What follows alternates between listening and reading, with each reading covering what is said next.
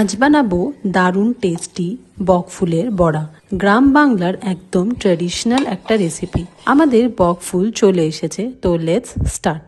প্রথমে বকফুলগুলো ভালো করে ধুয়ে নিয়েছি, ভেতরের শক্ত অংশটাও বের করে ফেলবো।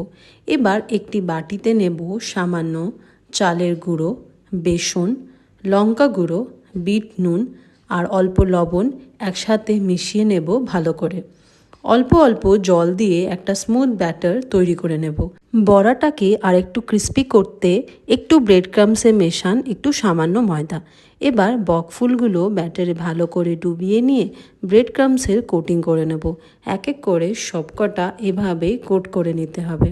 গরম তেলে এক এক করে ছেড়ে দেব আমাদের বকফুলগুলো আর ভেজে নেব ক্রিস্পি গোল্ডেন ব্রাউন হওয়া পর্যন্ত। তাহলে রেডি হয়ে গেছে আমাদের সুন্দর খাস্তা বকফুলের বড়া, একদম রেডি। চায়ের সাথে একদম পারফেক্ট টা। আপনারা অবশ্যই ট্রাই করে দেখবেন আর কেমন লাগলো জানাতে কিন্তু ভুলবেন না। Thanks for watching.